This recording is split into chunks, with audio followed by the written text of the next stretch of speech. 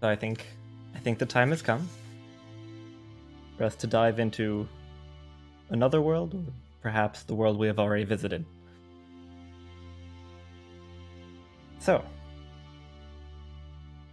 welcome back to those who have been here before, and welcome to those who are new, haven't been here.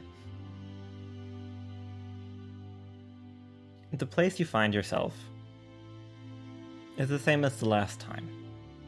Dark, grey, the buildings rising up around you. The same as the last time, tranquil and calm. You feel like within this darkness, within this grey, it should feel heavy. But it doesn't. Most of everything looks familiar in an unfamiliar way. Everything is same, pretty much. You could be down a street that you know, but it could just as well be one that you don't know. And as you walk, you find yourselves drifting almost. Not sure if you're trying to find a place you've been before, or whether you're just trying to go somewhere new.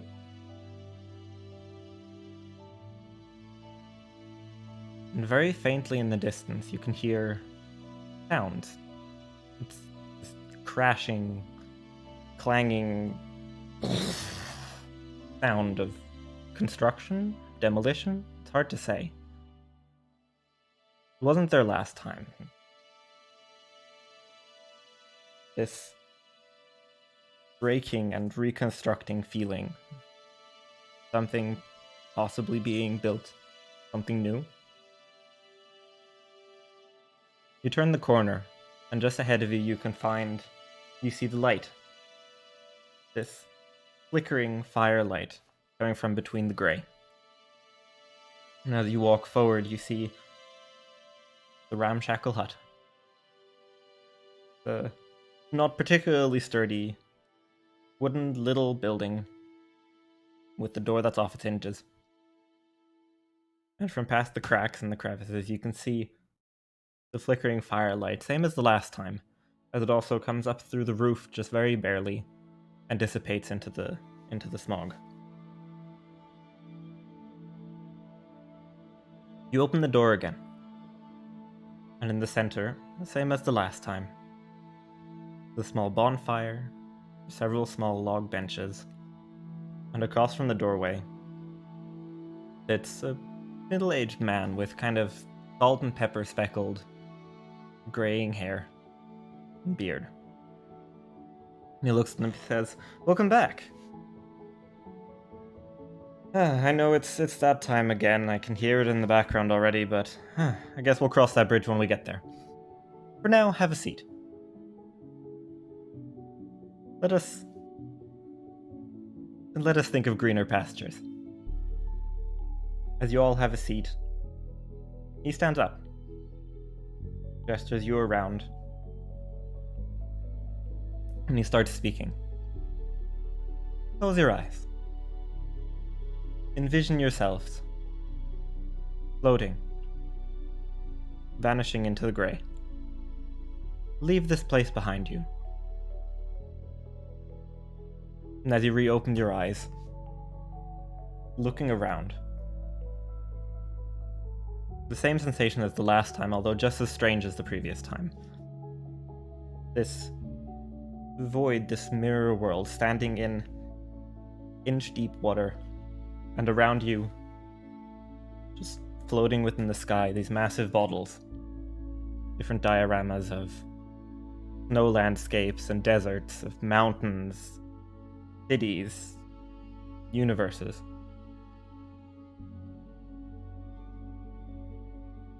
One bottle that you look into has this beautiful verdant green, and just upon this verdant green you can see this tiny mote of light. Little speck. I see you found Ruminara again. Yes, that little mote of light is where we were previously. I like to keep track of where we've been before, so that eventually when we've told all the stories you can see all the beautiful points of light. Today I figured perhaps we'd return there. See what our friend Baeran is up to. Last I remember he had quite the Quite the problem. He had a family to find.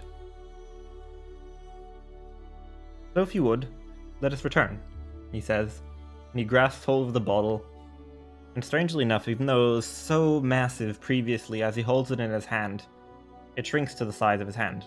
He holds it in the base, and he hands it to you. Would you do the honors? As you uncork the bottle, the same sensation of being drawn somewhere.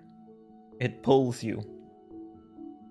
And you can feel yourself, not shrinking, but you can see the bottle growing larger around you as you look out and you see yourself outside the bottle, still holding it, looking into the inside. At the same time, you looking out at yourself, falling into the center of this bottle, shrinking and shrinking and shrinking, until in front of you, the walls of the bottle vanish behind the clouds, and you see a landscape. This spectacular green, these browns, these reds, yellows, the spectrum of colors is so vivid in comparison to that what you'd just seen.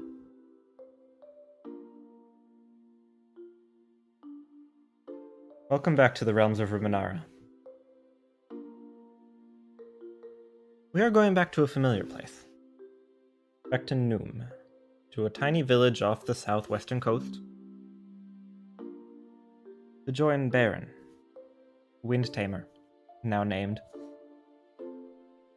on his quest to find out what had happened to his family, to his tribe.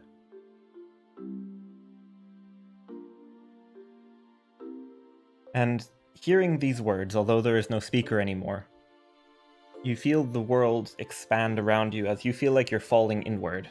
This vertigo effect happening as you're being pulled forward. Until, as you reach a point, you see the overlay of both the land and this map in front of you.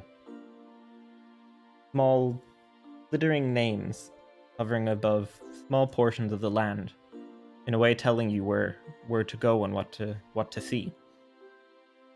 And then it zooms ever further, down and down, past the plains of Mord, past Macaire and Rayla. And you see the foothills, and you see the rolling highlands. And then within those, you start to see small rivers and eddies and creeks. And as it zooms, bringing us to a familiar place as we follow a path, and we see standing ahead of us Baeran at the outskirts of his town, looking out upon what has happened to it. We now return.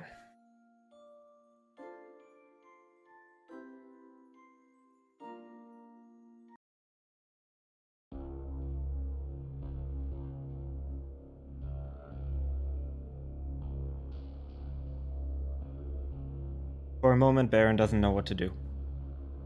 He returned and he felt so secure in what he had been doing, what he had found.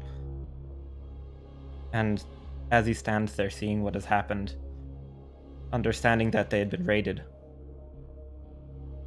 and understanding both the fortune and misfortune of him not having been there when it happened. And his mind was in tatters. He didn't know what to do. And for these moments, the first ones, he was willing to just run, find the tracks, find whatever had happened, and do what needed to be done. But then shortly after that, a certain level of rationality and calm kicked in. And he thought about it, and he had seen few corpses. 3, 4, 5 maybe, definitely not enough for the entire clan. And he knew something was off. So, it hadn't simply been a raid, they had been taken. So where had they been taken? He took a moment, he ran back into the village, and he went searching around for different pieces, different objects, things that would point him in the right direction. And as he looked around and he came back out, he could then, having regained his calm, and the hope that his people were still alive. He looked outward, and past the way they had come, even though he didn't notice it on the way, and he saw footprints on the path. Many, many, from several dozen. A huge troop. They must have gone that way. And he could see it, he could follow it. A group that large couldn't wander particularly stealthily. And so he knew what he must do. He went to the storehouses. He gathered many things. Gathered some rations. Restocked his supplies. And began the journey. Now, Baeran had been part of raids before. He knew what raids were like, at least the normal kind. The dwarves of the Highlands are very territorial, and he knew that every now and then a time would come when dwarves would come for more land, for resources,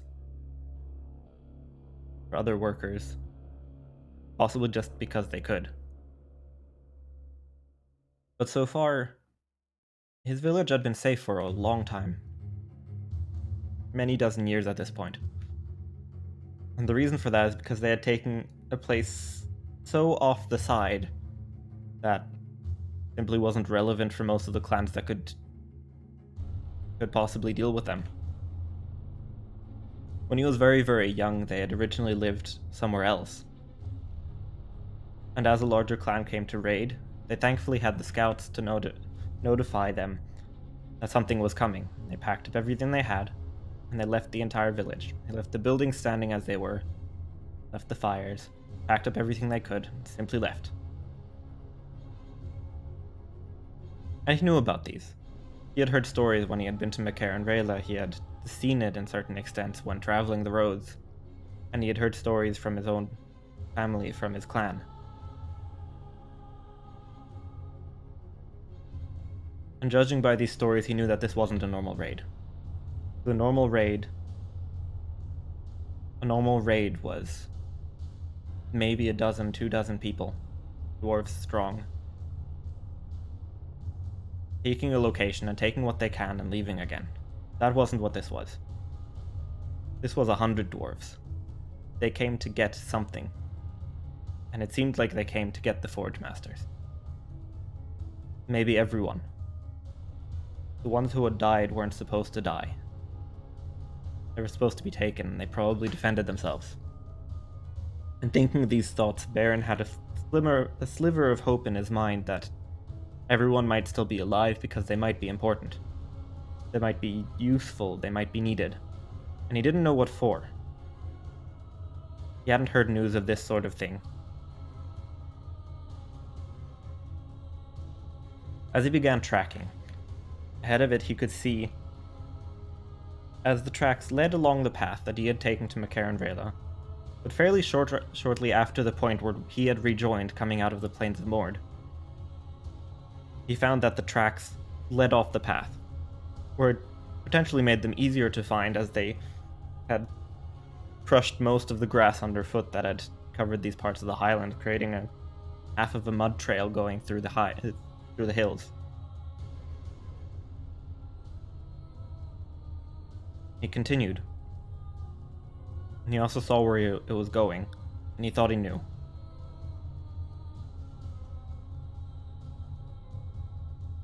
This path took him northward, towards the edge of Noom, to the very western point, where the small outcropping on the map is. In the center of that was one of the larger dwarven clans, who had taken over most of that portion of the peninsula. A clan known as the Dulmarog. He knew that they were warring, and he knew that they liked their riches, and they liked to be the largest and most powerful dwarven clan. They wanted to become a dwarven city. But he didn't know where they had gotten the numbers from, or why they needed to kidnap people. There were so many things he didn't know about this. And as he continued traveling, over the course of the day, he reached a point where the path split. A large portion of the group continued on in the same, similar direction, while a smaller group seemed to branch off. Perhaps in more of a westerly direction to the edge. And he felt like perhaps this was another raid group, perhaps this was going to happen again. But he didn't know what to do. He saw on the ground, by the point where they diverged, the smaller group trodden down, and among the grass he could see splatters of blood. I would like to ask the first question. Which way should he go? Should he go northward and follow the large tracks leading to the Druid Mounds? Or does he follow the smaller tracks going to with the blood prints going off towards the coast?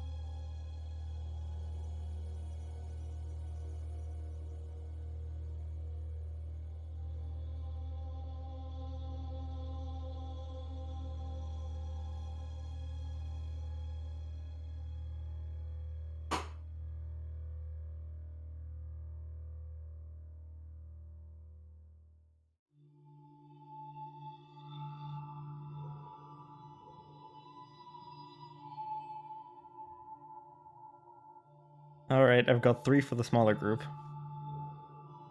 Are we agreed on this?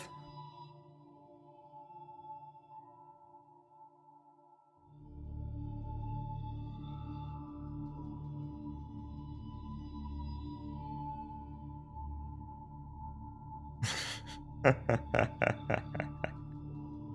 suppose it is. Alright.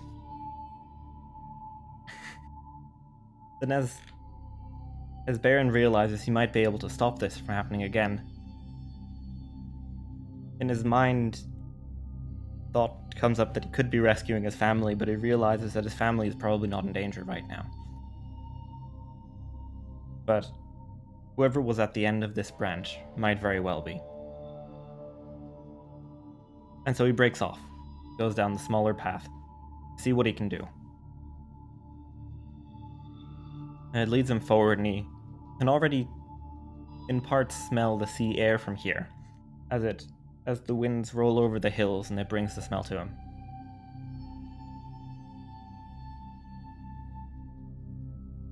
And following the path, the blood prints stop, but he can continue to see this stamping, and he can see that this group was moving faster than the other. The footprints are deeper. They weren't walking, these were running. They were jogging. He didn't know if they were trying to get to somewhere faster. He didn't know why, at least. And as he rounded a corner, he saw something in some ways familiar and something that he hoped he wouldn't see. Something that I'd seen once before and never wanted to see again. As ahead of him he could see the outcome of a raid battle. Through groups of fighters that had clashed against each other within the hills and dyed the grass red blood. Couldn't see survivors. There were no fighting. There were many, many lying on the ground, and he saw that potentially those who had come to fight this, or help someone who was fighting. And then very barely between all of the bodies lying on the ground, he saw a movement. Just barely, some figure shrugging, trying to move something off of their side, it looked like. Another body, perhaps, or a piece of armor. As he runs forward, he sees a fairly young dwarven woman, clad in armor, beautifully knotted beard, this dark auburn hair. The helmet that she probably had on previously smashed inward on the side, lying on the side, and her left arm crushed underneath what looks like a wagon. Broken portion of a wagon. It's pinning down her shoulder and the armor to the ground. And as she seems to try to lift it, he realizes that she's not particularly conscious anymore. She's slowly bleeding out. And he can tell that he could probably lift it and save her, but he also knows he sees the icon on the side of her mail, and he recognizes her. This woman was responsible for the first move that they had made when he was still a child. She had come to the village as an envoy, essentially forcing them to either retreat or surrender, because her clan had wanted their forged smiths. And so they had retreated, taking all their stuff, and they had left. And here she was, in front of him, once an enemy, now he didn't know.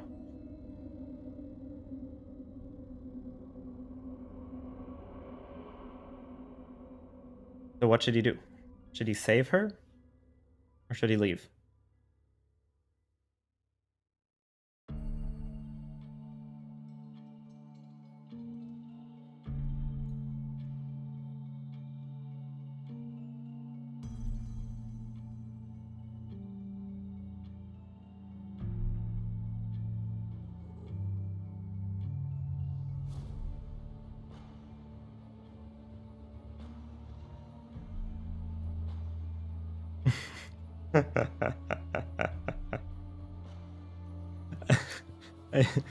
I see a tendency towards saving her. You guys are very kind-hearted for the fact that they seem to be people who murder each other, but alright. Baeran moves to the side, he shrugs off his pack, he puts them down, and he uses all of his force and he begins to lift, shrugs it, and as he lifts up the wagon wheel and the piece and moves it away, and you can see that the problem is more than that, as the wagon wheel had not just been pinning her down, it had crushed a portion of the armor, blocking off a significant muscle patch to her arm, potentially part of the reason why she couldn't move it. And so he grabbed her underneath the arms, being careful of the wound on the left shoulder, and he dragged her further out to a point where the stench of corpses wasn't quite so bad. And he got his kit, he got some of the supplies, and he began bandaging her and wrapping, cleaning up the shoulder, removing the pieces of armor that had been bent, had been cut. He saw that she had multiple wounds from the battle, but in addition to that, she seemed to also have many, many scars from previous battles. This certainly wasn't the first that she was in. And if he wasn't successful, then this would potentially be the last. So he wrapped her up. He managed to bind all of the pieces, and she wasn't bleeding anymore. He was fairly certain of that. Then he went back into the field, and he got the one wheel that he had lifted off her beforehand, and he got a second wheel from the same carriage that he could find, and he got some planks from the carriage that had broken apart, and he started binding them together, trying to create some sort of makeshift wheelbarrow or something of the sort to be able to transport her.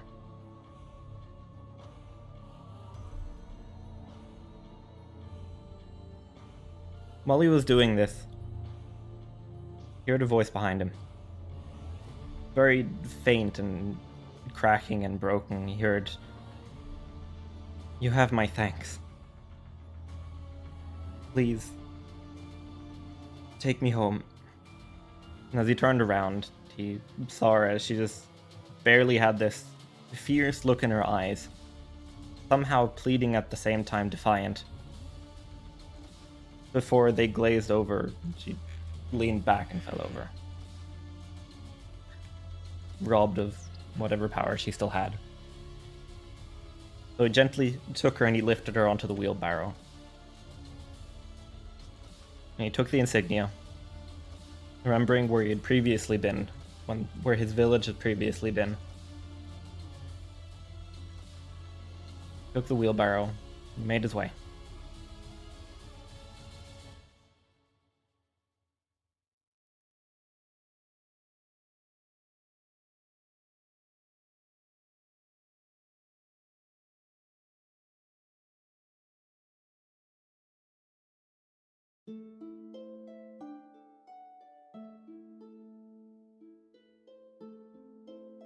The first day was uneventful.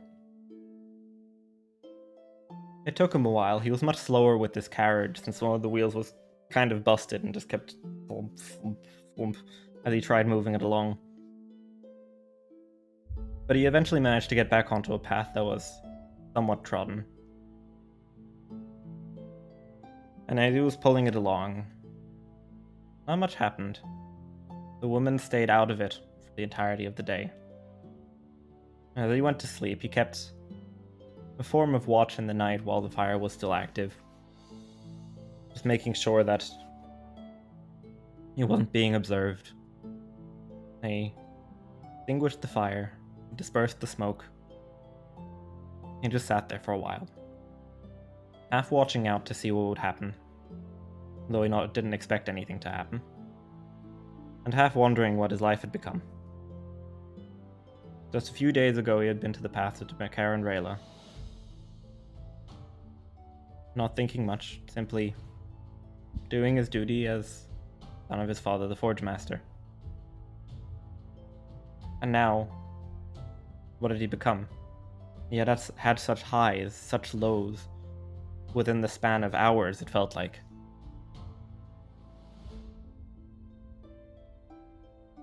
Eventually those thoughts took over his mind, and as he continued contemplating them, he eventually nodded off.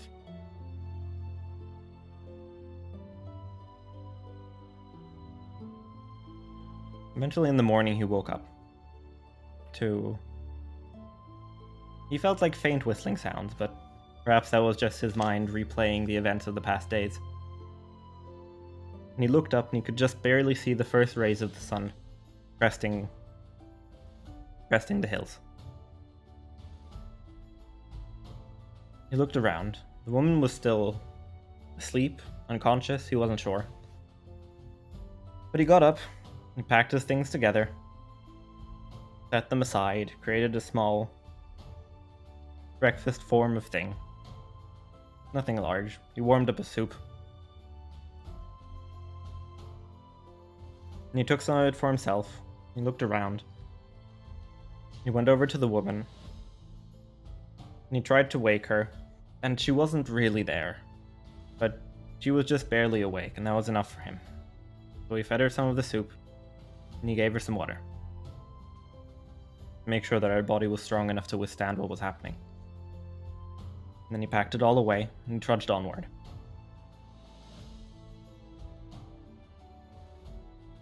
Partway through the second day, he heard a few words from behind him on the carriage. He said, "Thank you. My name is Ildra."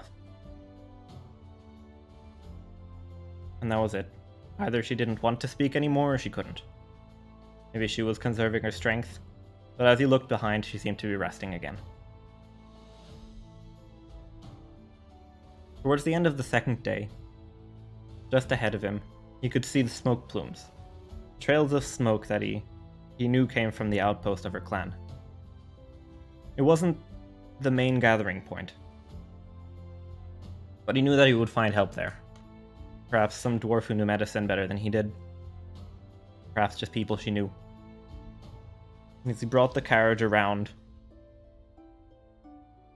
he saw outside the palisade, the wooden spikes going up, he saw two dwarves, arms at the ready.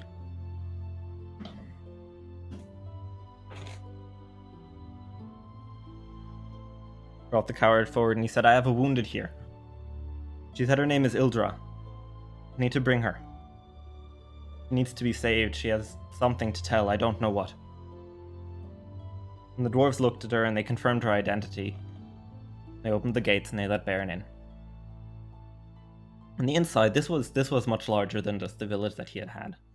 The village that he had been part of had barely a small stone wall around the edges for a modicum of safety, but more to show the boundaries of the village.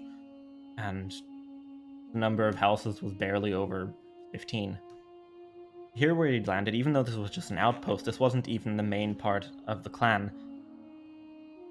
He saw 50, 60 buildings and a full wooden wall reaching up 2.5 meters into the sky. Far larger than any dwarf was feasibly able to climb. And he brought her forward, and as he had reached a larger portion in the center of the village, this little town, a group of dwarves came out. One immensely old-looking dwarf with his beard that seemed to go down to his knees, and absolutely no hair on his head whatsoever. Other than that, he had a mustache, a beard, no eyebrows, and maybe a bit of nose hair. But following him were two figures, and one of them he didn't particularly recognize, but seemed to have a garb on which it seemed to be a medicinal garb. It looked like it. Most of the others were wearing light armor, leather pieces, hide pieces, things to keep warm, but you could see that the medicine man had a thinner cloak. It was definitely for moving very, very particularly. Couldn't be weighed down while doing his work. And so they came forward. And the old dwarf says, "You, where did you find her? What happened here?" I don't know," Baeran replied. I was following raid tracks and I found the source of the battle, and I don't know what happened. I came too late. And I don't know what this means, but he's alive. For now. Needs to be taken care of. And the older dwarf looked him up and down. "Very well. I would ask you to perhaps stay put until we know more." The older dwarf showed him to the second dwarf in heavy metal armor plated around him. "My steward will show you where to go. We can give you lodging for the time being." And with that, Ildra was carted to the side and brought into a different house. And Baeran followed the steward off towards the edge of the village to a smaller house. Respectable. It was well maintained. And they opened the door. Windows open. "Please remain here until further notice." And so Baeran sat. And the door closed, and he waited, and he wasn't sure what to do at this point. He had several options. He could, once things had worked out, he could go and continue his thing, which he felt like was probably the best. But he didn't know what would happen here. Still didn't know if these were friends of his yet. Didn't know if they would help him, or whether they were even helpfully inclined.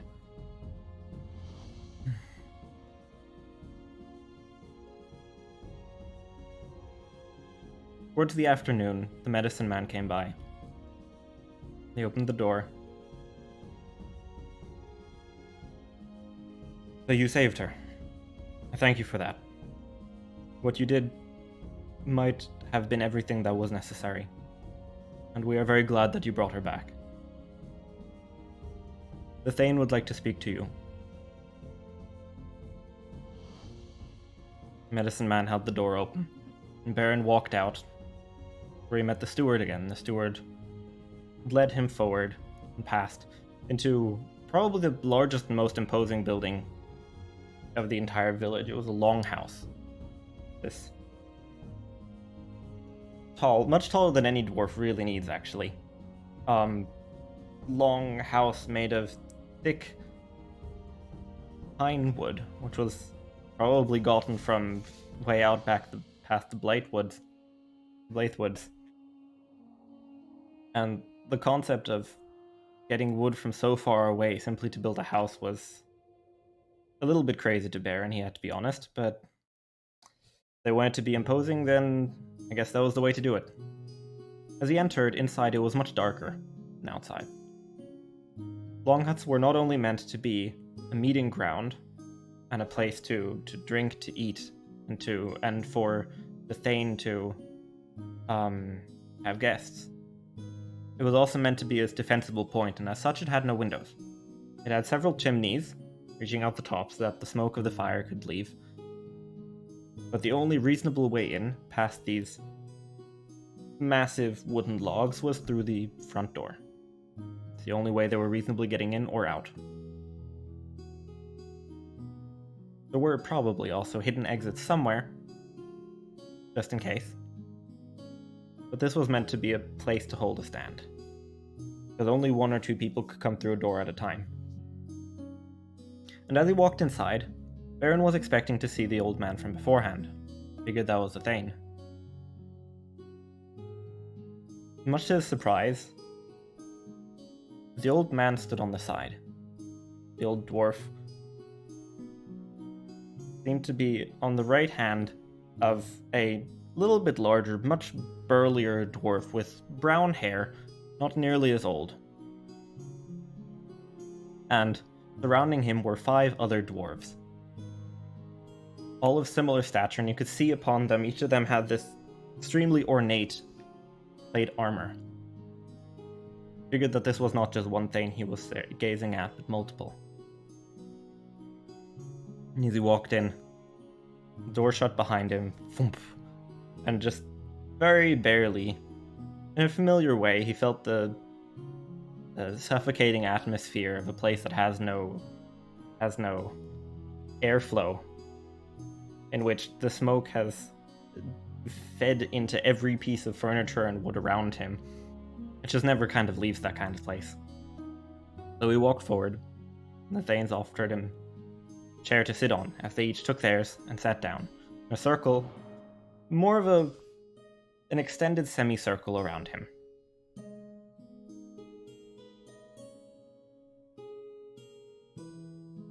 And then the eldest one, which to say, began to speak.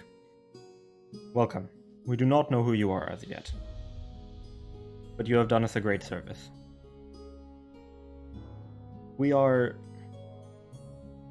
these here, and he points to the other 6.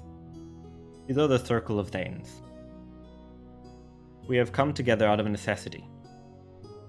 This surprised Baeran a lot, because from everything that he knew, Highland dwarves were extremely warring, and any time even 2 clans came together, they only ever managed for a short segment of time until whatever interests they had didn't overlap anymore and it broke apart. So to see possibly 6, maybe even more clans with large clans working together was almost inconceivable to him. So he just sat and listened. The Circle of Thanes has come together to combat a rising threat. Off on the peninsula, the Dulmarog have taken it upon themselves to capture the Highlands. For some obscure reason, Thane of the Dulmarog seems to think of himself as the king of the Highlands, and as such he sees it as his right to take the Highlands. We stand to oppose him, because no dwarf may have that power, and no dwarf has that right.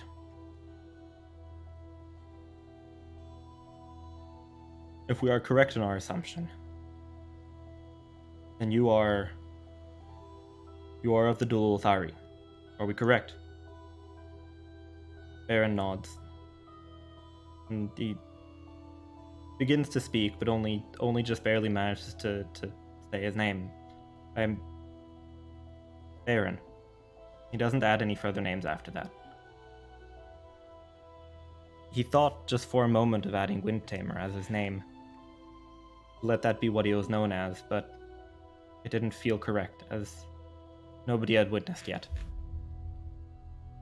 So he simply called himself Baeran. Very well, Baeran. As a forged, or as as a smith of your caliber, perhaps you would aid us in stopping this usurper from taking the Highlands for himself through whatever means he has at his disposal. We do not know how he does it.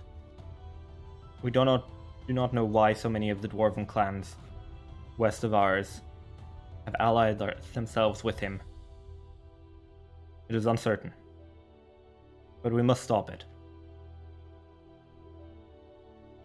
Perhaps you would aid us. And then perhaps he will have a name. And Baeran at the moment felt like chuckling because he felt like he had a name now, but at the same time, his motive was different. Because he knew what was happening. The so-called king of the Highlands had taken his family, and his best way to get it back was to ally. Ally with these 6 Thanes, this massive force that was opposing them. Perhaps he could help in the way that he could. He wasn't sure.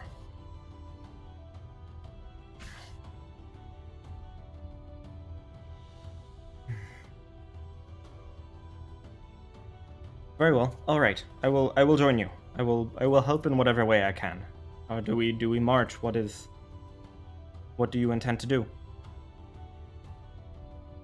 Baeran's voice broke a little bit at the end of it as he knew that whatever they were going to do determined the fate of his family as well as him.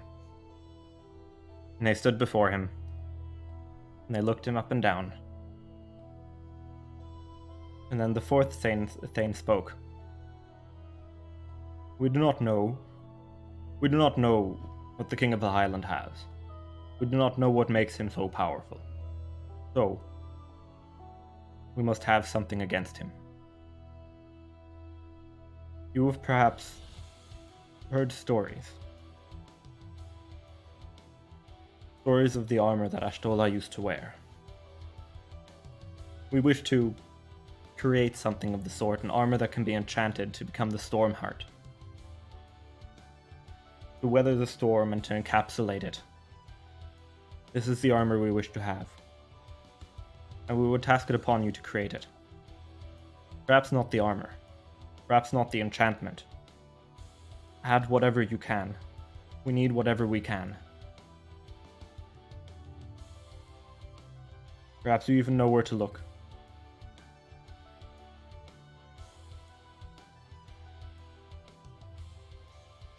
I think this would be the best way that you can help us. And Baeran understood. The Stormheart was a legendary set of armor. And he knew that nothing could ever create the Stormheart. It was the armor that Ashtola, the goddess of war for the dwarves, supposedly wore into battle against the other gods. And he knew that nothing could ever create that. But he felt like perhaps there were things to learn from it. He had heard the legends. He knew that within a storm's power would call down the lightning upon itself and charge itself. He knew that the wearer of it could make himself 3 times his own size and tower over everything else. And he knew that whoever grasped the power of the Stormheart also grasped the power of the wind, the rain, of the skies. I think I know where to start. I think I know where I might find the answer. He said this into the, at that point, silent room. And the Thanes all looked at him. He said, I think the answer lies in the plains of Mord. Suppose it's time to go back. For a moment, the Thanes are quiet. Then the oldest figure in the back, who would seem the lieutenant of the outpost, and began speaking. Very well, Baeran. You would go forward. We have an armory, take what you must. And begin your journey. We hope that you are speedy. We hope that you are lucky. And we pray for your return. Good luck.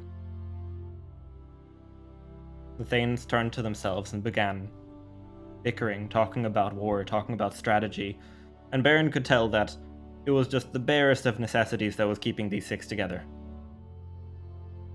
It was the absolute need for allying that kept them working together, otherwise they would have fallen apart ages ago. Baeran bowed and he took his leave. And he went and he grabbed his pack, and for a moment he thought if he should take other armor. If he should get someone else's tools. But the more he thought about it, the more he realized that his own tools would be the only ones he would ever need. They were better than anyone else's tools he'd be able to find. He knew that he didn't need someone else's armor. His own would protect him just as well. So he shouldered his stuff. He walked. And then just before leaving, he stopped and looked over to the medicine house. He did a small bow, and then he left, making his way to the plains of Mord. The walk took him a day, 2 days, 3 days, to get back to the point where he originally entered the plains of Mord. And ahead of him, he saw the path split. To the left, it went up to Macaron Rayla. To the right, with no sign, it weaved its way into the plains of Mord. And this time it wasn't a choice. This time he knew what he was doing. And he knew what he had to do. He shouldered it, steeled his will, and walked straight and down the right path into the plains of Mord. No hesitation, no moment. And then as he walked into the fields, he realized that there were 2 things he could do.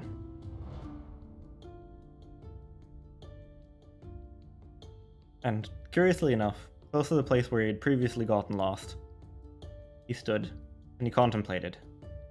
If he wanted the wind, he could go back to the stone flutes he had previously found.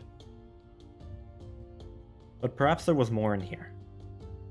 They were called the Plains of Mord for a reason, so who was Mord? Maybe you should find him.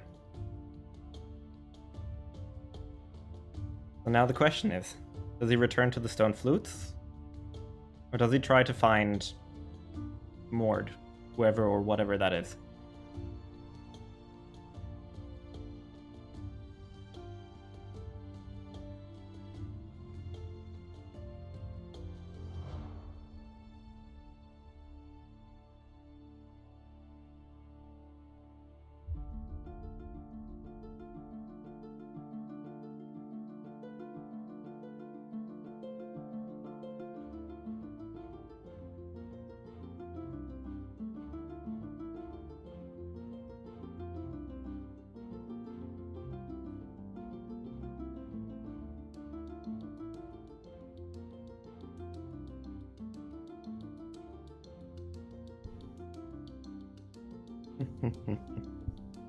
Always go for the more interesting path, that is. Oh, it's the first time that it's breaking. Oh no. What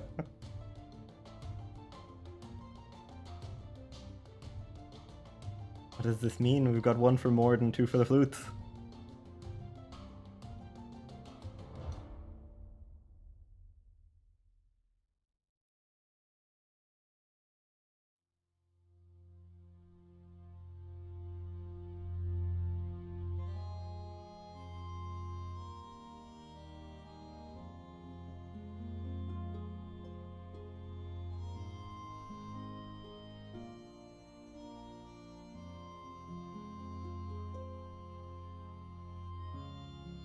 Alright, I guess for the time being we'll go to the flutes then, since a small majority, I guess. I think that's how that works.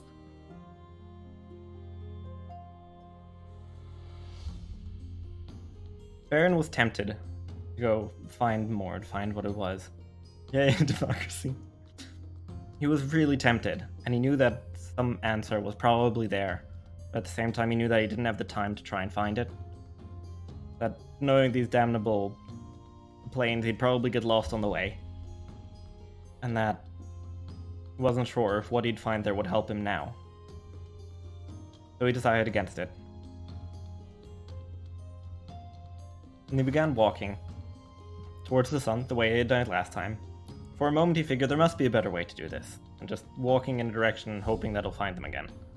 I mean, he was pretty sure he'd find them again because they were so dang loud when you got close to them. But he thought there must be a better way. And so he went through his pack and he lifted out the whistling axe. Perhaps this could help him.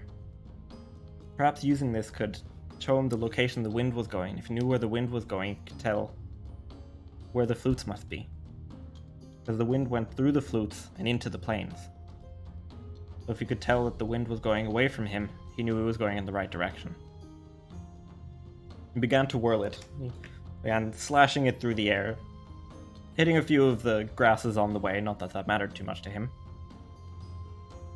And it took him a few moments to get used to it, but the sound, the keening whistling sound that this axe made, it was familiar to him. And he knew that it was right. It felt right to him. He was proud of this achievement that he had made. So having swung it a bit, he could tell in which way the wind flew, when it made the most sound, when swinging the axe would create the best whistle. And doing that, back the axe away, he began walking in towards the wind, into where the flutes of Mord should be. The stone flutes. Again, after about a days of travel, he began to hear it. It's very vaguely middle of the night. You'd hear the laughing wind going through the grasses, and then between those, extremely faintly, the whistling sounds. He knew it was on the right way, and at the same time, he was still irritated by it a little bit, because it was grating. But while that happened, he also had hope because he knew it was going the right way. He was doing the right thing, and he would hopefully find what he needed. And moving forward, he walked for the next day. In the afternoon, same as the previous time, as the noise got louder and louder and more deafening, eventually he looked forward. He saw the stone flute standing, jutting into the sky.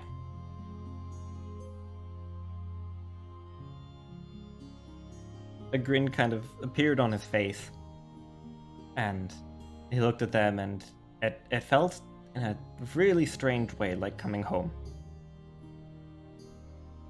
It was a horrible place to come home to, but it felt like it. And as he walked towards it, he shrugged off his pack a bit. He held it in his hand, and he walked between the stones into complete silence. It was more familiar this time. It wasn't quite as jarring, but still surprising. There was no sound anymore. He took the moment, sat, and he thought to himself. He'd understood the flutes, but what was he hoping to find here?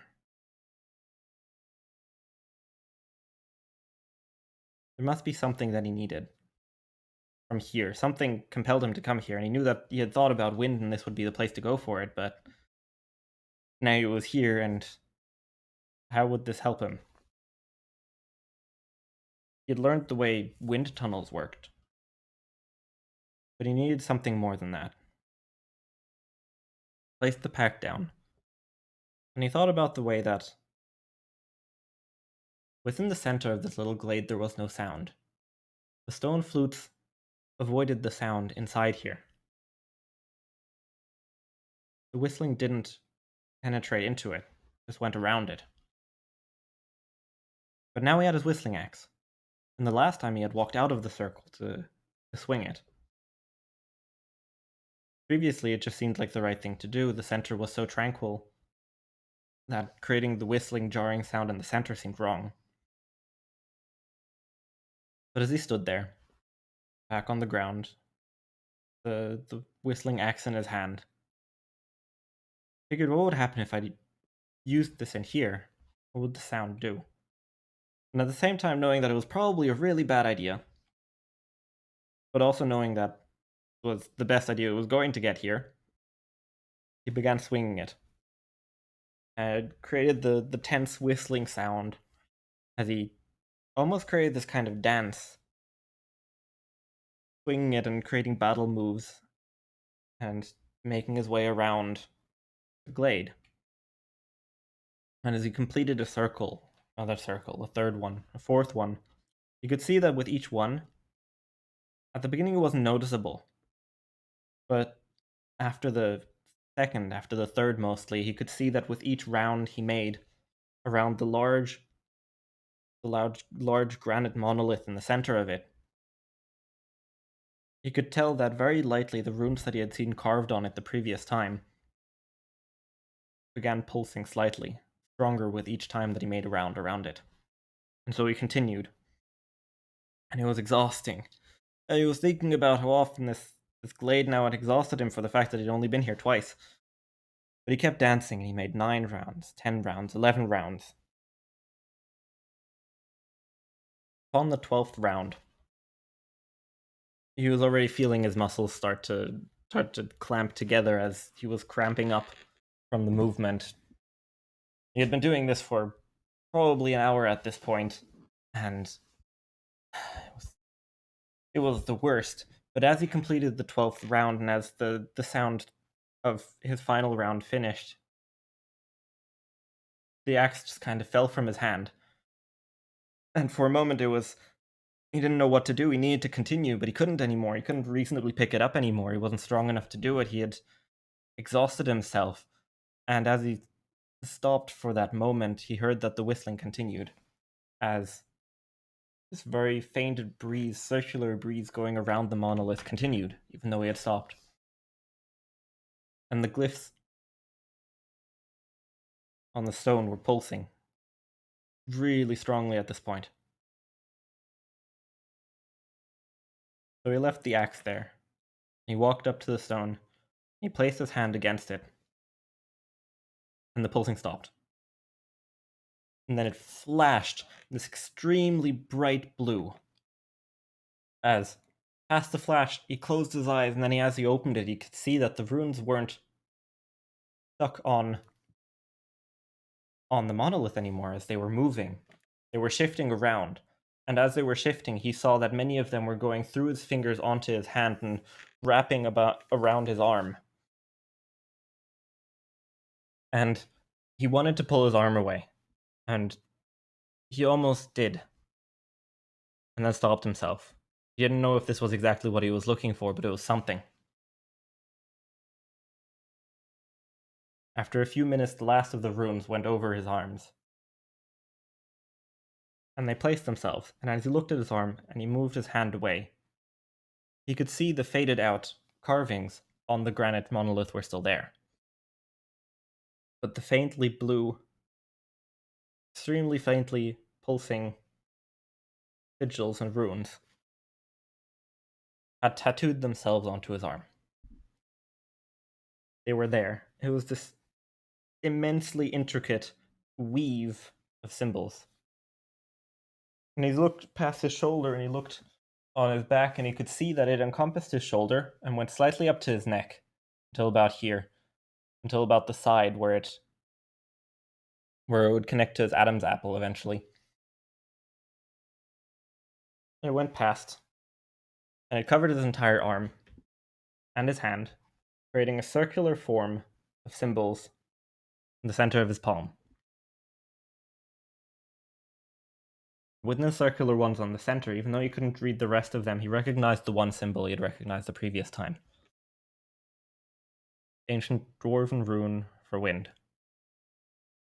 Now grafted or tattooed or embedded into his being.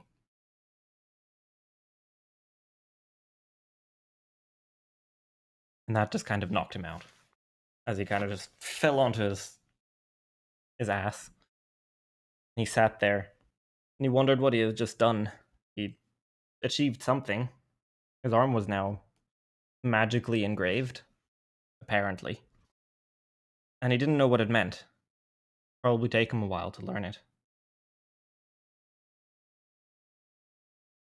But this was the beginning.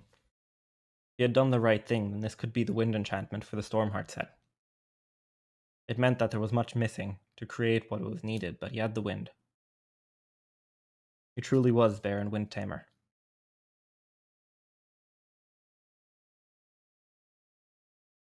And he rested for a while within this glade, taking the silence to, once again, bring himself into a serene point of mind, where the worry about his family, about an impending war, about possibly the end of his kind against each other. He tried to let that sink in, but not be part of him. It took him a while. It took him much weeping. He sat there for several days. He took his time. And he let it be. He let it be to understand that he had something and he was going to use that to try and stop something that might not be in his power, but at least he had something. And with that, he got his pack, got the whistling axe.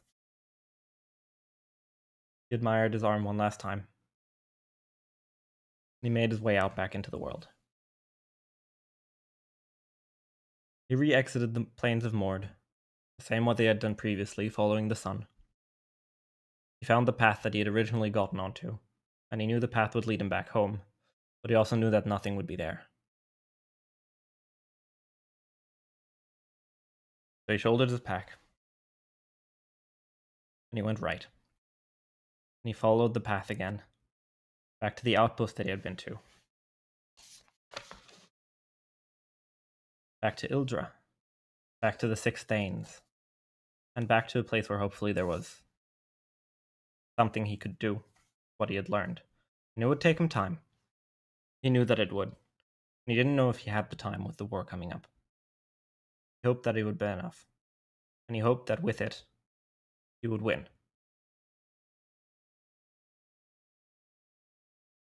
With that ends the second part of our saga, as Baeran is now both Baeran Windtamer and Baeran the Kind for saving someone. I hope you enjoyed it. I appreciate that you were all here. And I guess let me know if there's anything you'd like more of, like differently.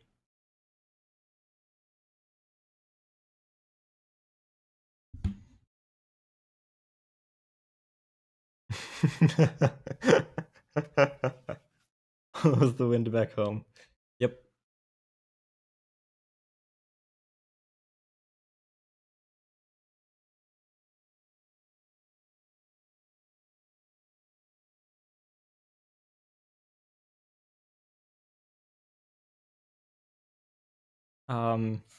The other names that he could have gotten were Baeran the Ruthless and Baeran the Cunning,